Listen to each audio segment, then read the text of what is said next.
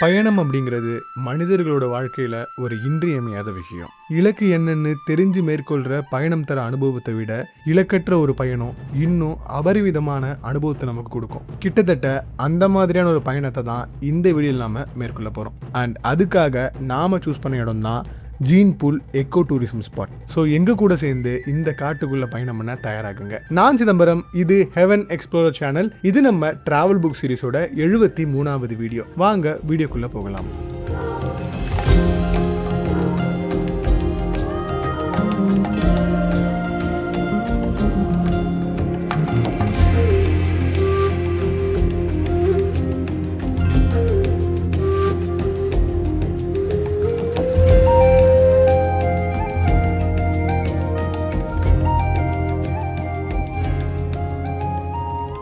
தமிழ்நாடு கேரளா எல்லையில் மேற்கு தொடர்ச்சி மலையில் கோயம்புத்தூர்லேருந்து 180 கிலோமீட்டர் தூரத்துலையும் கூடலூர்லேருந்து 10 கிலோமீட்டர் தூரத்துலையும் அமைஞ்சிருக்கிற ஊர் தான் நாடுகாணி.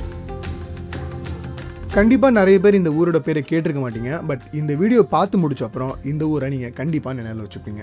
இந்த ஊரில் நாம் சுற்றி பார்க்க போகிறது gene pool eco tourism park. இந்த ஜீன் பூலுக்குள்ள அக்வாரியம், மியூசியம், ஆர்சிடேரியம்னு சுற்றி பார்க்க இன்னும் ஏகப்பட்ட விஷயங்கள் இருக்குது. பட் நம்ம இதை மட்டும் கவர் பண்ண போகிறதில்ல.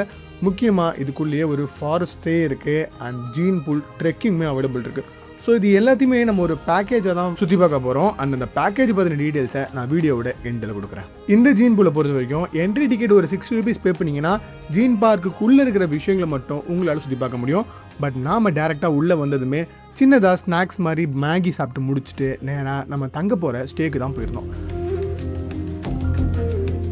அந்த ஸ்டே காட்டுக்குள்ளே தான் அமைஞ்சிருக்கு. ஏன்னா இது ஒரு எக்கோ டூரிசம் பார்க் அப்படிங்கிறதுனால முழுக்க காடுகள் சூழ்ந்த பகுதி தான் இது. இது இல்லாமல் போகும்போதே வழியில் பார்த்தீங்கன்னா தெரியும் எந்த அளவுக்கான அடர்த்தியான காட்டுக்கு நடுவில் நாம் பயணம் பண்ணி போயிட்டுருக்கோன்னு. ஆனால் சத்தியமாக நாங்கள் எதிர்பார்க்கல நாங்கள் ஸ்டே பண்ண போகிற ஸ்டே இந்த மாதிரி இருக்குன்னு சொல்லிட்டு. ஒரு குட்டி மலைமேடு மேலே ஏகப்பட்ட வீடுகள் இருந்தது. அண்ட் இந்த ஸ்டேஸில் தான் நம்ம ஸ்டே பண்ண போகிறோம்.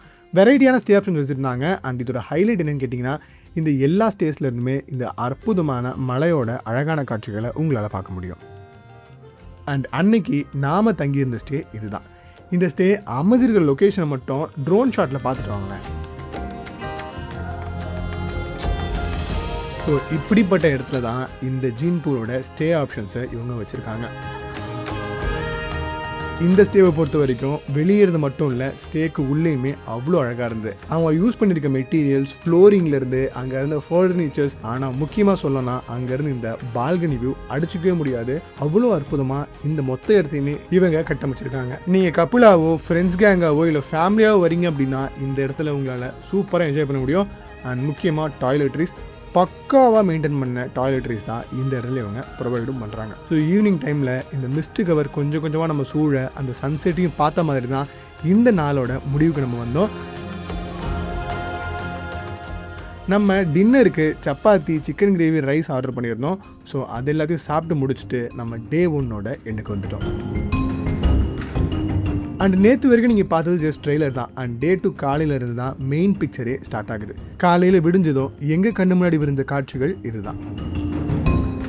ஸோ பிரேக்ஃபாஸ்ட் டேரெக்டாக ரூமுக்கே எடுத்துகிட்டு வந்துட்டாங்க. ஸோ பிரேக்ஃபாஸ்ட்டை சாப்பிட்டு முடிச்சுட்டு நேராக நம்ம ஜீன் பூல் ட்ரெக்கிங்கு தான் ஸ்டார்ட் பண்ணியிருந்தோம். இந்த ட்ரெக்கிங்கை பொறுத்த வரைக்கும் ட்ரெக் தமிழ்நாடு கண்டக்ட் பண்ணுற ஒரு ட்ரெக்கிங் தான் இந்த ஜீன் பூல் ட்ரெக்கிங். கிட்டத்தட்ட 4 to 6 கிலோமீட்டர் பயண தூரம் கொண்ட இந்த ட்ரெக்கிங்கில் நம்ம நிறைய விஷயங்களை பார்க்க போகிறோம். குறிப்பாக சொல்லணும் அப்படின்னா மெடோஸ் மாதிரியான சமவெளிகளை நடக்க ஆரம்பித்து காட்டுப்பகுதிகளை நுழைஞ்சு காட்டுக்குள்ளே அமைஞ்சிருக்கிற ஒரு அருவியை பார்த்து அப்புறம் இன்னும் அடர்த்தியான காட்டுப்பாதை வழியாக பயணித்து தான் இந்த ட்ரெக்கிங்கை நம்ம முடிப்போம். ஸோ என்ட்ரி போட்டுட்டு ஃபார்ம்லாம் ஃபில்லப் பண்ணிவிட்டு நம்ம இந்த ட்ரெக்கிங்கை மேற்கொள்ள ஆரம்பித்தோம். அண்ட் நம்ம கூட ட்ரெக்கிங் கைடாக வந்தவர் பேர் மணிகண்டன். இவர் ஒரு award winning trekking guide. And இந்த இடத்த பற்றி அக்கு வேற ஆணி வேற எல்லா விஷயத்தையுமே தெரிஞ்சு வச்சுருக்காரு. ஸோ நம்ம இப்போ இன்றைக்கி வந்து ஜீன் பூல் ட்ரக்கில் இருக்கோம். கிட்டத்தட்ட இது வந்து ட்ரக் தமிழ்நாட்டில் பட் கேரளா பார்டரில் ஆல்மோஸ்ட் இருக்குது. ஸோ இன்றைக்கி ட்ரக் இப்போ ஸ்டார்ட் பண்ண போகிறோம். ஸோ சொல்லுங்கள் சார் ட்ரக்கை பற்றி. அனைவருக்கும் காலை வணக்கம். என்னோடய பேர் மணிகண்டன். நான் ஜீன் பூலில் ட்ரக்கிங் கைடாக இருக்கேன்.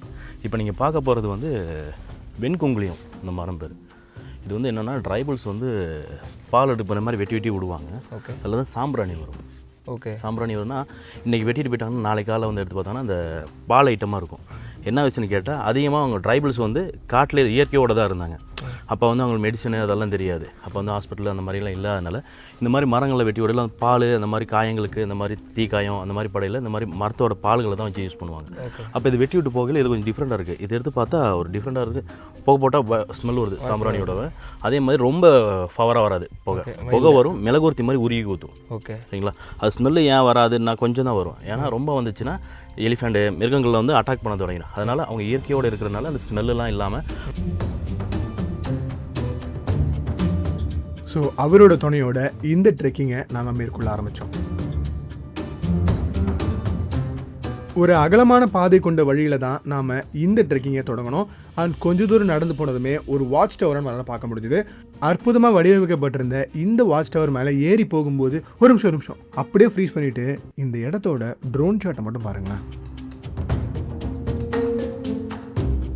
ஏர்லி மார்னிங் மேற்கு தொடர்ச்சி மலையில் சூரிய உதயம் மிஸ்ட் கவர் க்ளவுட் கவரில் எப்படி இருந்தது தெரியுமா?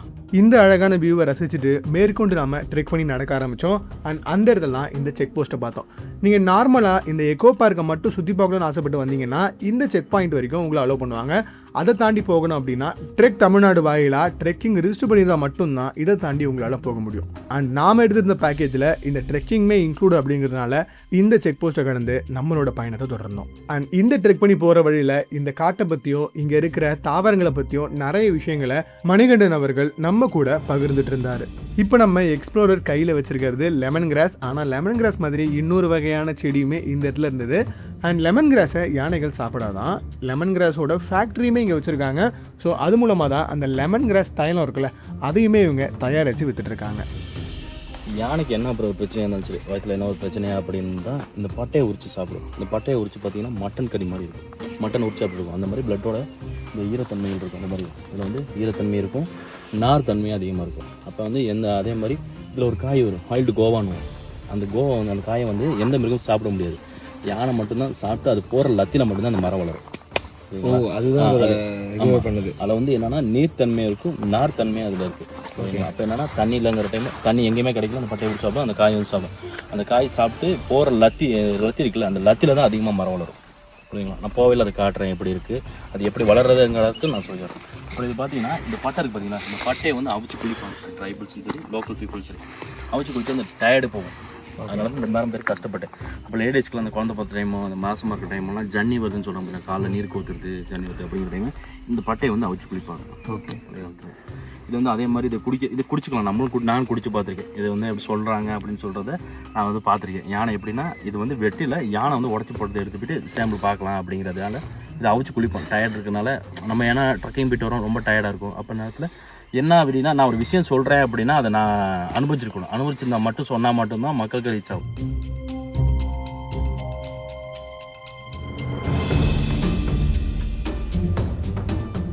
மணிகண்டன் சொன்ன இன்னும் நிறைய தகவல்களை கேட்டபடியே நம்ம மேற்கொண்டு பயணிக்க ஆரம்பித்தோம். அண்ட் போகிற வழியில் இந்த இடத்துல ஒரு கால் தடத்தை எங்களால் பார்க்க முடிஞ்சுது. அது பக்கத்துலேயே இன்னொரு கால் தடமும் இருந்தது. நம்ம எக்ஸ்ப்ளோர் என்ன சொன்னார், இது வந்து புலியோட கால் தடம் அப்படின்னார். கூட வந்தவர் இது வந்து சிறுத்தையோட கால் தடம் சொன்னேன். 2 பேரும் போட்டி போட்டு பேசிகிட்டு இருக்கும்போது மணிகண்டன் சொன்ன விஷயந்தான் எங்களுக்கு ரொம்பவே ஆச்சரியப்படுத்துச்சுன்னு சொல்லலாம், பயமுடுத்துச்சுன்னு சொல்லலாம். ஏன்னா 2மே இந்த வழியாக தான் போயிருக்கு அண்ட் 2தோட கால் தளமும் தான் இது அப்படின்னு சொன்னாப்புல. ஸோ இப்படி வனவிலங்குகள் உலாவர வழியாக தான் நாம் இந்த ட்ரெக்கிங்கை மேற்கொண்டோம். அண்ட் இப்போ உங்களுக்கு தெரிஞ்சிருக்குன்னு நினைக்கிறேன் எதனால் அந்த செக் போஸ்ட்டை தாண்டி எல்லாரையும் அலோவ் பண்ண மாட்டாங்க. அண்ட் இந்த ட்ரெக்கிங்க்கு ஏன் ட்ரெக்கிங் கைடு கூட வராங்கிறதும் இப்போ உங்களுக்கு புரிஞ்சிருக்கும். இதில் வந்து பார்த்தீங்கன்னா 2 வகையான மூங்கில் இருக்குங்க. இது வந்து பச்சை மூங்கில், ரெட் ஒரு மஞ்சள் கலர் மூங்கில் இருக்குது. இதில் ஸ்டார்டிங் வந்து என்ன பண்ணால் மேலே ஏறி வராது. ஸ்டார்டிங் ஃபஸ்ட்டு வேரை தான் பலப்படுத்தும். ஃபுல்லாக ஒரு 3 மாதம் பக்கம் என்னென்னா ஃபுல்லாக வேறு ஸ்ட்ராங் பண்ணும். ஏன்னா இப்போ வாழை மரம் பார்த்திங்கன்னா நெட்டுக்கு வந்துது காத்தரிச்சா கீழே வந்துடும். ஆனால் அந்த மாதிரி இல்லாமல் இது ஃபுல்லாக வேர் பலப்படுத்திட்டு வேறு ஸ்ட்ராங் பண்ணிடும். வேர் ஸ்ட்ராங் பண்ணி தான் 3-4 மாதம் பக்கம் தான் மேலே ஏறும். வரையில் என்ன பண்ணால் 1 மாதம் தூர் வரையில் அடுத்து அந்த வேர் இருக்குல்ல அந்த வேர்லேருந்து அப்படி அப்படியே வரும். இது பார்த்திங்கன்னா நெல் வகை இருக்குல்ல, நெல் வகையோட சேர்ந்தது. இதில் நெல் வந்து மூங்கில் அரிசின்னு சொல்லுவோம். சரிங்களா? ஆமாம், ரொம்ப கிடைக்காது. அதே மாதிரி என்ன பார்த்திங்கன்னா இந்த அரிசி வரும் மூங்கில் அரிசி. அது வந்து ஒரு ஆயுசுக்கு ஒரு தடவை தான் அது வரும். அப்போ இந்த ஒரு மரத்தில் ஒரு டைம் தான் வரும். அப்போ அந்த வர டைம் அந்த அரிசி வந்து நமக்கு தெரியாது.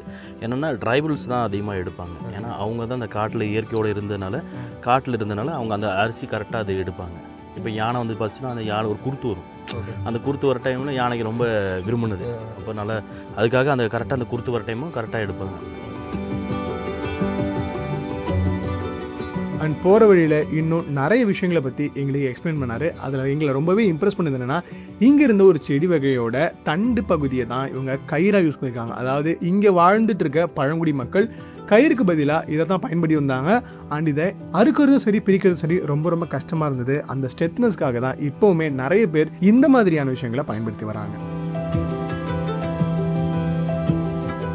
மேற்கொண்டு நடந்து போன வழியில் யானையோட சாணத்தை நம்மளால் பார்க்க முடிஞ்சது. நாள்பட்ட யானையோட சாணத்திலேருந்து நிறைய தாவரங்களும் காளான் மாதிரியான விஷயங்களும் வளரவும் ஆரம்பிச்சுது. இப்படி தான் காடில் ஒரு மரமும் செடி கொடிகளும் ஒரு இடத்துலேருந்து இன்னொரு இடத்துக்கு பரிணமிச்சு வளர்ந்து வர்றது. ஸோ இது ஒரு ப்ராப்பர் எக்கோ செயினுங்கிறது இது மூலமாக நல்லா புரிஞ்சிக்க முடியும். அண்ட் இந்த ப்ராப்பர் எக்கோ செயினை டிஸ்டர்ப் பண்ணுற ஒரே ஜீவராசி மனுஷங்க தான். இது பார்த்துட்டீங்களா? வாங்க, அதுக்கானது இன்னொரு விஷயம் சொல்கிறேன். வாங்க அப்படி மொத்தம் இது பார்த்தீங்கன்னா அது ஆண்டுவாமும் எறும்போட வீடு மொத்தம் 4 மெத்தடில் வீடு கட்டும். சரிங்களா? இப்போ வந்துட்டு மண்ணில் ஒரு மெத்தடில் கட்டும். சரிங்களா? இன்னொன்று பாருங்கள், இதை பாருங்கள். இது பார்த்தீங்கன்னா எறும்போடது தாங்க. இது என்னன்னு பார்த்தீங்கன்னா நடமாட தெரியுங்களா? ஓடிட்டு இருப்பாருங்க. சின்னதாக இருக்குது, ரொம்ப சின்னதாக, கொஞ்சம் பெருசு, அதோட கொஞ்சம் பெருசு. சரிங்களா? இதில் வந்துட்டு என்ன விஷயம்னு கேட்டால் ஒவ்வொரு எறும்பு இருக்குது. எறும்பில் வந்து பல வகையான எறும்புகள் இருக்குது. ஒவ்வொரு இது பார்த்தீங்களா, இந்த எறும்பு தான் இது. இப்போ என் கையில் ஓடிட்டு இருப்பாருங்க. இந்த இலையில இப்போ பிடிச்சி அந்த எறும்பு இப்போ வந்துட்டு இருக்கு. இப்போ அதோடது எப்படின்னு பார்த்தீங்கன்னா அதோட உமிழ்நீர் மண் அந்த காஞ்சி போன இலைகள் இருக்குல்ல, அதில் எல்லாமே மிக்ஸ் பண்ணி அவங்களோட ரோப்பு மாதிரி இப்படி கட்டிக்கிட்டாங்க வீடு. இதில் வந்து பார்த்தீங்கன்னா இதை பார்த்து நம்ம ஒரு பாடம் கற்றுக்கணும்னு சொல்லுவாங்க. ஏன்னா ஒரு ஒற்றுமையிலேருந்து சரி, ஒரு உணவு ஷேர் பண்ணுறதுலேருந்து எல்லாமே அப்படி தான். இவங்களை பார்த்தீங்கன்னா எறும்பு பார்த்தீங்கன்னா வீடு கட்டுறதுல வந்து ஒவ்வொரு அடுக்காக கட்டும். புரியுதுங்களா? இதில் வந்துட்டு என்னென்னா அந்த ராணி தேன் இருக்குல்ல, அதோடது வந்து முட்டை போட்டு அந்த இனப்பெருக்கம் பண்ணி அதோட வேலை அது மட்டும் தான். மற்ற சோல்ஜர்ஸ் இருக்காங்கள்ல, மற்ற எறும்புங்க என்ன பண்ணுறது, உணவு சேகரிக்கிறது. 6 மாதம் கடுமையாக உணவு சேகரிப்பாங்க. இப்போ எப்படின்னா உணவு எல்லாமே வெளியிலேருந்து வரையில் உள்ளுக்குள்ளேருந்து வெளியிலேருந்து எல்லாம் செதறி போவாங்க. செதறி போயிட்டு ஒரு ஃபுட்டு கிடச்சிச்சு அப்படின்னா அது சாப்பிடாது, சீக்கிரத்தில் சாப்பிடாது. அது என்ன பண்ணால் பேக் சைடில் வந்து ஃபுல்லாக வந்து ரவுண்ட் அடிக்கும். நீங்கள் நல்லா கவனிச்சு பாருங்கள். சின்ன வயசுலேருந்து நம்ம கற்றுக்க போகிறோம். அப்போ என்ன ஃபுல்லாக ட்ராம் பண்ணி சுற்றி வரையில் அப்படின்னா பேக் சைடில் ஒரு லிக்விட் மாதிரி இருக்குது. அந்த லிக்விடெல்லாம் ஃபார்ம் பண்ணிட்டு பேக் அப்படியே சாப்பிடாம கரெக்டாக வந்துடும். அந்த பொந்துக்கு வந்துட்டு அந்த வீடு இருக்குல்ல, அதுக்கு வந்துட்டு மற்ற எறும்பு மூலியம் இன்னொரு எறும்பு பக்கத்தில் பார்த்தீங்கன்னா ஹேண்டர் மூலியமாக அப்படி பேசிக்கும். ஓகே, நல்லா கவனிச்சு. அந்த ஹேண்டர் மூலியம் பேசின அப்படி என்ன பண்ணால் அந்த கேட்டுச்சில் எறும்பு என்ன பண்ண செதறி ஓடாது. அந்த கரெக்டாக அந்த எறும்பு வந்து அதிலே நேரம் போயிடும். அதே மாதிரி இந்த எறும்பு என்ன பண்ணும், உள்ளே போய்ட்டு குடியிருக்குள்ள அந்த வீட்டுக்குள்ளே போய்ட்டு சொன்ன செகண்டில் என்னமோ செதறி போகாது. அந்த ஒரு கேப்டன் இருக்காங்கல்ல, அந்த கேப்டன் சிப்பு அது பார்த்த சிப்பில் கரெக்டாக சொன்ன செகண்டில் அது நேராக போவாங்க. நேராக போய்ட்டு அந்த உணவு வந்து அங்கேயே சாப்பிட மாட்டாங்க. அது ஷேர் பண்ண அதெல்லாம் என்ன முடிஞ்ச வரைக்கும் தூக்கிட்டு வர பார்ப்பாங்க. இல்லை அப்படிங்கிறத உடச்சி பிச்சு என்ன பண்ணுவாங்க, கொண்டு வந்து உள்ளே சேகரிப்பாங்க. அதே மாதிரி கொண்டு வந்து சேகரித்து வச்சுட்டு டயர்டாச்சுன்னு இருக்காது.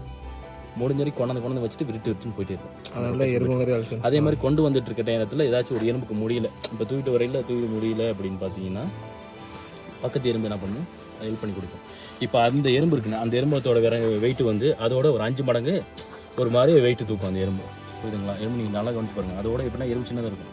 இப்போ அது பார்த்தீங்கன்னா அதோட 5 மடங்கு கொஞ்சம் நல்லா வெயிட்டானது, நல்லா தூக்கும். ஹார்ட் ஒர்க் பண்ணி அதை தூக்கிட்டு போய்ட்டு உள்ளே வச்சிடும். அதே மாதிரி ஒரு எறும்பு அடிபட்டுச்சு அப்படின்னாலும் விட்டுட்டு போகாது. ஃபர்ஸ்ட் எய்ட் பண்ணுங்க. இப்போ ஃபர்ஸ்ட் எய்ட் அதை எப்படின்னா அடிபட்டுச்சு அப்படின்னா அதை காப்பாற்ற பார்ப்பாங்க. புரியுதுங்களா? இப்போ நம்மளாக இருந்தாலும் சரி, இப்போ அடிபட்டால் டக்குன்னு வீடியோ எடுத்து அந்த மாதிரி போடுவோம். இங்கே பாருங்கள், உயிர் போயிட்டு இருக்கும், துடிச்சிட்டு இருப்போம், ஆனால் காப்பாற்ற மாட்டோம். எல்லாரும் இயல்பு தான், ஆனால் காப்பாற்ற மாட்டோம். ஆனால் எறும்பு அப்படி கிடையாது. அது என்னென்னா முடிஞ்சு அடிபட்டுச்சு அப்படின்னா தூக்கிட்டு போய் ஃபர்ஸ்ட் எய்ட் பார்க்கணும்.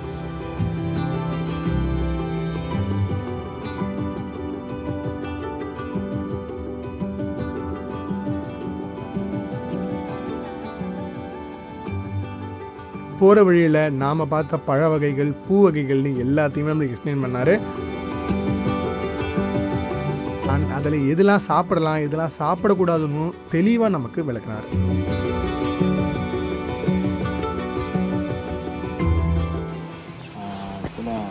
ரேன்பில் தெரியுங்களா? இருவாச்சி பறவைன்னு சொல்லுவோம். அந்த ஹான்பில் என்ன பண்ணுன்னா அவங்களோட கூட்டமாக இருப்பாங்க. கூட்டமாக இருக்கிற டைம் என்ன பண்ணால் அந்த உணவுகள்லாம் பரிமாற்றம் பண்ணிக்குவாங்க. அதனால் பறவைகள், ஆண் பறவைகளை கொண்டு வரும், பெண் பறவைகள் இருக்கும். அப்போ என்ன பண்ணால் அவங்களோட ஜோடிகளை வந்து சீக்கிரம் வந்து கன்ஃபார்ம் பண்ண மாட்டாங்க. இப்போ இந்த ஜோடியை கன்ஃபார்ம் பண்ணணும் அப்படின்னா இந்த பறவைகளிலிருந்து ஆண் பறவை கொடுக்கல, பெண் பறவை வாங்கி சாப்பிட்டு எப்படி இருக்கும் அந்த இது பண்ணிக்கலாம். அப்புறம் இவங்களுக்குள்ளேயே நல்லா கொஞ்சம் அண்டர்ஸ்டாண்ட் பண்ணிவிட்டு நல்லா அவங்களுக்கு 2 பேரும் ஒத்து போயிட்டாங்க அப்படின்னா என்ன பண்ணாங்கன்னா நல்ல ஹைட்டுக்கு போவாங்க. எவ்வளோ ஹைட்டுக்கு போமோ அவ்வளோட ஹைட்டுக்கு போயிட்டு வர வாயில் ரெண்டு இப்படி கோத்துப்பாங்க. இந்த வாயில் ரெண்டு இப்படி கோத்துக்கிட்டு இருங்க பிறண்டு வருவாங்க. ஏன்னாச்சும் ஆணோ பெண்ணோ யாராச்சும் ஒரு ஆள் இப்படி விட்டுட்டாங்கன்னா நம்பிக்கை இல்லாமல் போயிடும். இப்போ நம்ம கல்யாண நேரத்தில் ஒரு முடிச்சு போட்டு கொடுக்குறாங்க, இப்படி கை பிடிச்சி கொடுக்குறாங்களா, அந்த மாதிரி அவங்களுக்குள்ள உள்ளது அப்படி கன்ஃபார்ம் பண்ணும். இப்படி நல்லா ஸ்ட்ராங் பண்ணிட்டு கீழே வரும். கீழே வர வந்துட்டு அப்புறம் தான் கன்ஃபார்ம் பண்ணுவாங்க. மற்ற ஜோடிகளோடு சேர மாட்டாங்க. இவங்க 2 பேரும் கன்ஃபார்ம் ஆன மாதிரி. அப்புறம் என்ன பண்ணுவாங்கன்னா, இந்த ஆண் பறவை எங்கே போகுதோ அங்கே தான் பெண் பறவை போகும், பெண் பறவை எங்கே போகுதோ அங்கே தான் ஆண் பறவை போகும். அந்த உணவு கிடைச்சுன்னா 2 பேருமே ஷேர் பண்ணிக்குவாங்க. இப்போ ஒரு புழு கிடைக்குது அப்படின்னா தனித்தனி சாப்பிட்டுக்கிறது ஆண் பறவை, 2 பேர் பெண் பறவைக்கும் ஷேர் பண்ணிக்குவாங்க. அதே மாதிரி இப்போ வந்து பெண் பறவை அங்கே போயிடுச்சு அப்படின்னா ஒரு சவுண்டு விடும், ஒரு கரையும். அந்த ஒரு சவுண்டு விடல என்ன பண்ணணும், பெண் பறவை அங்கே உணவு கிடச்சிச்சு அப்படிங்கிறது அந்த. அதே மாதிரி பெண் பறவை கிடச்சின்னா உணவு கிடைக்கல, 2 பேருமே போய்க்குவாங்க. இது என்ன 3-4 மாதம் பக்கம் என்னென்ன பண்ணாங்கன்னா அப்படி இருப்பாங்க. இதுமாதிரி இந்த பெண் பறவை என்னென்னா குஞ்சு முட்டோடு குஞ்சு பொறிக்கிற டைம் என்ன பண்ணால், இந்த மாதிரி காஞ்ச மரங்கள் இருக்குது பாருங்கள். இந்த மாதிரி காஞ்ச மரங்கள் போய் பார்த்தீங்கன்னா அதில் ஒரு ஹோல்ஸ் இருக்கும். ஹோல்ஸ் இருக்குல்ல, இந்த ஆண் பறவை தான் போய் பார்க்கும். ஹோல்ஸ் பறவையில் இந்த குச்சி எடுத்து தட்டி பார்க்கும். உள்ள பாம்போ மற்ற பறவைகள்றதோ, மற்ற பறவைகளோட வீடு இருந்துச்சுன்னா அதுக்கு வந்து அபகரிக்காது, அது போகாது. அப்போ உள்ள எப்படின்னா அந்த குச்சி விட்டு பார்க்கல, பாம்பு ஏதாச்சும் இல்லை இருந்துச்சுன்னா இருக்கா அப்படின்னு குச்சி விட்டு பார்க்கல, குச்சி எது படிச்சுன்னா டக்குன்னு எழுந்திரிக்கும்ல, அப்போ அது பார்க்கும். அப்புறம் வந்து ஆண் பறவை உள்ளே இறங்கி பார்த்துட்டு எல்லாம் சேஃப்டியாக இருக்குது அப்படின்னு பார்த்துட்டு வந்துட்டு பெண் பறவைட்டு ஓகே அப்படின்னு அப்போ இது ரெக்கை எடுத்து ஓகே அப்படின்னு சொல்லிட்டு இந்த பெண் பறவை உள்ளே போய் போன விட்டு ரெக்கை இருக்குல்ல, அந்த ரெக்கையெல்லாம் ஃபுல்லாக பிச்சு போட்டு ரெக்கையெல்லாம் ஃபுல்லாக பிச்சு போட்டுட்டு பஞ்சு மாதிரி அப்படியே ஃபுல்லாக எனக்கு உஞ்சிக்கு வந்து காயம் பற்றக்கூடாது அப்படிங்கிறதுக்காக ஃபுல்லாக பஞ்சு மாதிரி வச்சுட்டு அதோட இந்த ஆற்று ஓரங்களுக்கு களிமண் மாதிரி இருக்கும். அதுவும் அதோட சாப்பிட்றது வந்து கம் ஐட்டமாக தான் இருக்கும். பழங்களோட அந்த கம் அதோட லிக்யூட் எல்லாம் அதோட வச்சு மூலியமாக இது ஃபுல்லாக அடைச்சிடும். அந்த ஓட்டையை வந்து சின்ன ஒரு ஹோல்ஸ் மட்டும். எதனால அப்படின்னா அது உணவு கொண்டாந்து கொடுக்கணும் அப்படிங்கிறோம். விலையை எடுத்து போட்டு என்ன பண்ணால் நான் பறவை பெண் பறவை வந்துட்டு 2 பேருமே நின்று பார்த்துட்டு இருப்பாங்க. கொஞ்சோட கண் கலங்கி நிற்பாங்க. நிற்கையில் இந்த பெண் பறவை என்ன பண்ணால் வாயில் ஒரு அத்திப்பழத்தை வச்சுருப்பாங்க. அத்திப்பழத்தை வந்து கக்கி எடுத்து ஆண் பறவை கொடுக்கும். ஏன் அப்படின்னா அந்த 3-4 மாதம் பக்கம் இந்த குட்டிக்கும் தாய் பறவைக்கும் ஆண் பறவை தான் பழங்களுக்கு வந்து கொடுத்தனால அந்த அன்பு பாசத்தை வெளிக்காட்டணும் அப்படிங்கிறதுக்காக இந்த அத்திப்பழத்தை எடுத்து கக்கி எடுத்து ஃபேண்டில் வாயில் எடுத்து கொடுக்கும். அது சாப்பிட்டுட்டு பக்கத்துலேயே இருப்பாங்க. ஒருவேளை இதில் ஆண் இறந்துருச்சு அப்படின்னா அந்த பெண்ணும் இறந்துடும். என்னன்னா சாப்பிடாம எங்கேயும் சுற்றிடுவாங்க, ஜோடி சேராது. அதே மாதிரி பெண்ணு இறந்துச்சு அப்படின்னா அந்த ஆண் பறவை ஜோடி சேராது. அப்படி லைஃப் லாங் ஒரே ஒரு மீட்டிங் வைக்கிறது ஆண்பில் தான். ஆண்பில் தெரியும். அப்போ அதனால தான் சொல்கிறேன், காஞ்ச மரங்களை ஏன் இருக்கக்கூடாதுன்னா இவ்வளோ இயற்கை பச்சையாக இருக்குது. நம்ம காஞ்ச மரம் இருந்தாலும் அதோட ஒன்றுக்கு ஒன்று சார்ந்து இருக்குது. இப்போ என்ன இதை பார்த்தீங்கன்னா இதையே எப்படின்னு இவ்வளோ மரம் வந்து சின்ன சின்ன மரங்களுக்கு பறவைகளுக்கு அதே மாதிரி எந்த ஒரு பறவை வந்து ஒரு இறை தேடுது அப்படின்னா அந்த காஞ்ச மரங்களை தான் ஃபஸ்ட்டு வந்து உட்காந்துட்டு தான் அதோட வீடு கட்டுறதுலேருந்து இறை தேடுறதுல எல்லாத்துக்குமே அது போகும்.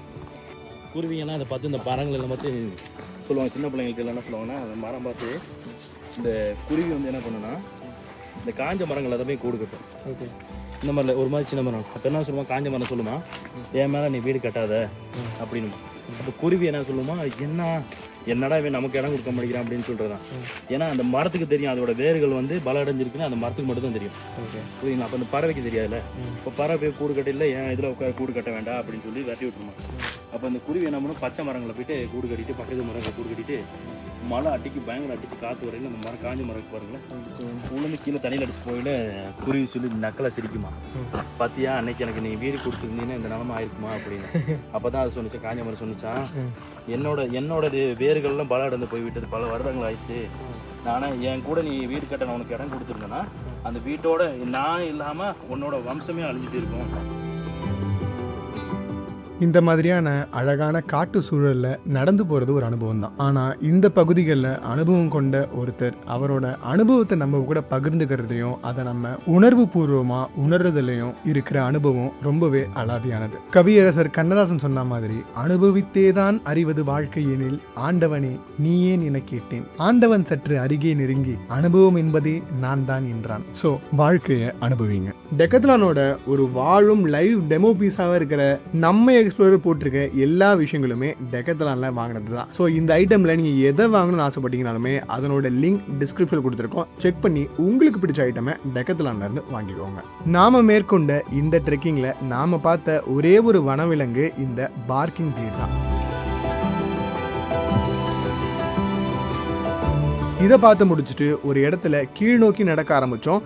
கிட்டத்தட்ட காட்டுக்கு நடுவில் ஒத்தையடி பாதை மாதிரி தெரிஞ்ச இந்த வழியாக போனதும் தான் நம்மளால் அந்த நீர்வீழ்ச்சியை பார்க்க முடிஞ்சது.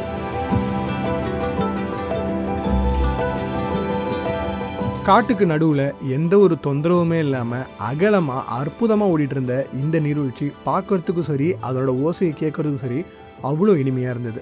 நீர்வரத்து கம்மியாக இருக்க நேரத்தில் இந்த இடத்துல குளிக்க அலோவ் பண்ணுவாங்க. பட் இப்போ அங்கேயும் இங்கேயுமா நிறைய இடத்துல மழை பெஞ்சிட்டு இருந்ததுனால இவர் குளிக்க வேணாம்னு சொன்னாங்க. ஸோ நம்ம எக்ஸ்ப்ளோரர் எப்போவுமே எந்த இடத்துல தண்ணியை பார்த்தாலும் குளிக்கிற ஆள் தான். பட் நம்ம கூட வந்திருந்த இன்ஸ்ட்ரக்டர் இது ரெஸ்ட்ரிக்ஷன்ஸ், இது பண்ணக்கூடாதுன்னு சொல்லிட்டா நம்ம எக்ஸ்ப்ளோரர் கப்பு சிப்புன்னு ஆகிடுவார். நீங்கள் கேட்கலாம், இதை விட அதிகமாக நீர் வர நீர்வீழ்ச்சியில் எல்லாமே குளிச்சிருக்கோம், இது பார்க்குறதுக்கு கம்மியாக தானே இருக்குது, ஏன் இதில் குளிக்க அலோவ் பண்ண மாட்டாங்கன்னு கேட்டிங்கன்னா, நம்ம மெயின் ஸ்ட்ரீம் நீர்வீழ்ச்சியில் குளிக்கிறோம் அப்படின்னா அது தண்ணி வர வழியோட தரவுகள் எல்லாமே அவங்ககிட்ட தெளிவாக இருக்கும். ஸோ எந்த பகுதியில் அதிகமான மழைப்பொழிவு இருந்தது அண்ட் அந்த நீர் இந்த அருவி கூட கலக்குமா கலக்காதா, எவ்வளோ அதிகமாகுன்ற எல்லா தரவுகளும் அவங்கக்கிட்ட இருக்கும். பட் இந்த மாதிரியான காட்டுப்பகுதியில் அமைஞ்சிருக்கிற நீர்வீழ்ச்சிகளுக்கு எங்கேருந்து நீர் வரத்து வருது அப்படிங்கிறது தெளிவாக நம்மளால் புரிஞ்சுக்க முடியாது. ஸோ திடீர்னு வேறு ஏதாவது இடத்துல மழை பெஞ்ச தண்ணி இந்த வழியாக தடம் மாறி வந்தது அப்படின்னா உங்களால் இந்த இடத்துலேருந்து தப்பிக்க வாய்ப்பே கிடையாது. காட்டுக்கு நடுவில் உதவி பண்ணவும் ஆள் கிடையாது. ஸோ அதனால தான் இந்த மாதிரியான இடத்துக்கு போகிறீங்க அப்படின்னா, தெளிவாக தெரியாத விஷயங்களை பார்க்குறீங்க அப்படின்னா தயவு செஞ்சு அதை செய்யாதீங்க. ஸோ இந்த நீர்வீழ்ச்சியை கொஞ்ச நேரம் பார்த்து ரசிச்சுட்டு நம்ம ட்ரெக்கிங்கோட இன்னொரு பகுதியை தான் மேற்கொள்ள ஆரம்பித்தோம். பட் அந்த இடத்துல எங்களுக்கு காத்திருந்தது ஒரு பெரிய அதிர்ச்சின்னு சொல்ல முடியாது, ஓரளவுக்கு எதிர்பார்த்தது தான். ஆனால் இவ்வளோ அதிகமாக இருக்கும்னு எதிர்பார்க்கல. அதுதான் லீச் அட்டாக், அட்டை கடி. இந்த மாதிரியான ஈரப்பதம் மிக்க பெரும்பாலான இடங்களில் அட்டைகள் இருக்கும் அண்ட் அதெல்லாமே ஓரளவுக்கு சமாளிக்கக்கூடிய வகையில் தான் இருக்கும். பட் இந்த இடத்துல நூற்றுக்கணக்கான அட்டைகள், ஏன்னா சின்ன ஒத்தையடி பாதை மாதிரியான வழியில் போகும்போது அந்த மரம் செடி கொடிகளில் இருந்த அட்டைகள் மொத்தமே நம்ம மேலே படர ஆரம்பிச்சிச்சு. கிட்டத்தட்ட 100லேருந்து 180 அட்டைகள் கிட்ட உடம்புல ஏறினாலும் அதில் ஒரு 20 அட்டைகள் அட்டாக் பண்ணிடுச்சு. ஸோ ரத்தக்காவு வாங்கிட்டு தான் நாங்கள் இந்த ட்ரெக்கிங்கை முடிக்கிறதுக்காக நடப்பயணத்தை மேற்கொண்டோம். ஸோ ஒரு வழியாக அந்த அட்டைக்கடியெல்லாம் தாண்டி கொஞ்சம் தூரம் நடந்து வந்ததுமே திடீர்னு எங்கேருந்து வந்ததுன்னு தெரியல, ஒரு மழை, சின்ன மழை தான், ஒரு 5 நிமிஷம் தான் பெஞ்சிருக்கும், அதுவும் பெரிய தூறல் மழை தான். பட் மொத்தத்தையுமே நினச்சிருச்சு. ஸோ அப்படி நினச்சபடியே நம்ம அந்த எக்கோ பார்க்குக்கு வந்துட்டோம். அந்த பார்க்குக்கு வந்ததுமே நம்ம முதல்ல போனது இந்த பூத்தொட்டிகள் நிறைஞ்ச ஒரு பொட்டானிக்கல் கார்டனுக்கு தான். பட் இதில் என்ன ஸ்பெஷாலிட்டின்னு கேட்டிங்கன்னா, இந்த பொட்டானிக்கல் கார்டனோட பேர் காரணம் தான் இந்த இடத்தோட பேருமே. ஜீன் பூல் அப்படிங்கிறது எதை குறிக்குது அப்படின்னா, இந்த காட்டுப்பகுதியில் இருக்கிற விளிம்பு நிலையிலையும் அழியக்கூடிய நிலையிலையும் முழுசாக அழிஞ்ச செடி கொடிகளை இந்த இடத்துல ரீகன்ஸ்ட்ரக்ட் பண்ணி திருப்பி வளர வச்சு அதை காட்டில் பயிரிடவும் செய்கிறாங்க. ஸோ அதனால தான் 1989 தொடங்கப்பட்ட இந்த இடத்துக்கு ஜீன் பூல்னுமே பேர் வந்தது. அங்கேருந்து அடுத்தபடியாக நம்ம போனது ஆர்ச்சிடேரியமுக்கு தான். இந்த இடத்துல செயற்கையாக உருவாக்கப்பட்ட ஒரு ஃபாரஸ்ட் செட்டப்மே வச்சுருந்தாங்க. கிட்டத்தட்ட மிஸ்ட் கவர்லேருந்து எல்லாமே ஒரு மீட்டர் சைஸில் ஒரு காடு எப்படி இருக்குமோ அதே மாதிரி தான் இந்த இடத்துல வச்சுருந்தாங்க. இந்த ஆர்ச்சிடேரியமை கடந்து அடுத்ததான் நம்ம அக்வாரியமுக்கு தான் போயிருந்தோம். அக்வாரியமில் என்ன புதுசாக இருக்குன்னு கேட்டிங்கன்னா, இந்த அக்வாரியமில் இருக்கிற எல்லா மீன்களுமே இந்த இடத்துல இருக்கிற நீர்பிடிப்பு பகுதியில் வாழுற மீன்கள் தான். ஸோ இந்த இடத்துல எந்த மாதிரியான மீன்கள்லாம் வளருது வாழுதுங்கிறத தெரிஞ்சுக்கிறதுக்கு இது ஒரு நல்ல அனுபவமாக இருக்கும். அண்ட் இந்த அக்வாரியம் சுற்றி பார்த்துட்டு அடுத்ததான் நம்ம போனது இங்கே இருந்த மியூசியமுக்கு தான். அந்த மியூசியமுக்குள்ள நுழைஞ்சதுமே நம்மளை வரவேற்றது உண்மையான உருவ தோற்றத்தில் பதப்படுத்தப்பட்டிருந்த இந்த லெப்பர்ட் தான். இந்த இடத்துல இது மட்டும் இல்லாமல் இந்த இடத்துல வாழக்கூடிய விலங்குகளோட எலும்பு கூடுகளையுமே இந்த இடத்துல பதப்படுத்தி வச்சுருந்தாங்க. அது மட்டும் இல்லாமல் ஸ்பெசிமென்ஸாக இங்கே இருக்கிற செடி கொடிகள், பூச்சிகள், பாம்பு மாதிரியான விலங்குகள்னு எல்லாத்தையுமே இந்த இடத்துல ஸ்பெசிமெனாக வச்சுருந்தாங்க. ஸோ இந்த இடத்த பற்றி நீங்கள் முழுசுமாக தெரிஞ்சுக்கணும்னு ஆசைப்பட்டீங்கன்னா இந்த மியூசியம் உங்களுக்கு ஒரு பெஸ்ட்டு ஸ்பாட்டாக இருக்கும். அது மட்டும் இல்லாமல் அங்கே இருக்கிற தாவரங்களோட விதையிலிருந்து வித்தியாசமான தாவரங்கள், அதில் வாழக்கூடிய பூச்சிகள்னு எல்லாத்தையுமே தெளிவான தரவுகளாக இந்த இடத்துல இவங்க பதிவு பண்ணி வச்சுருக்காங்க. ஸோ இந்த மியூசியமை முடிஞ்ச அளவுக்கு சுற்றி பார்த்துட்டு இந்த இடத்த பற்றி மணிகண்டன் மூலமாக நிறைய விஷயத்துக்கு தெரிஞ்சுக்கிட்ட அப்புறம் நாம் அடுத்த இடத்துக்கு தான் போனோம். அண்ட் இது ஒரு அட்வென்ச்சர் ஆக்டிவிட்டி. இது நீங்கள் ட்ரை பண்ண ஆசைப்பட்டீங்கன்னா அடிஷ்னலாக நம்ம பேக்கேஜில் இன்க்ளூட் பண்ணி நீங்கள் ட்ரை பண்ண முடியும். அண்ட் அதுதான் ஜிப்லைன். காட்டுக்கு நடுவில் ஒரு சூப்பரான இடத்துல தான் இந்த நீளமான ஜிப்லைன் அமைஞ்சிருக்கு. கிட்டத்தட்ட 2 அடுக்குகள் கொண்ட இந்த ஜிப்லைனில் முதல்ல இந்த நீளமான அடுக்கை கடப்பீங்க, அப்புறம் அங்கேருந்து கீழ் நோக்கி இன்னொரு அடுக்குலையும் நீங்கள் பயணம் பண்ணி போகணும். ஸோ இந்த ஜிப்லைனில் போகிற அனுபவம் ரொம்ப ரொம்ப சூப்பராக இருக்கும். ஏன்னா கூட்ட நெரிசல் கிடையாது, மக்கள் சஞ்சாரமே கிடையாது, காட்டுக்கு நடுவில் முழுக்க முழுக்க இயற்கையாக இந்த மாதிரி பறந்து போகிற ஜிப்லைன் அனுபவம் உண்மையே ஒரு அலாதி தான்.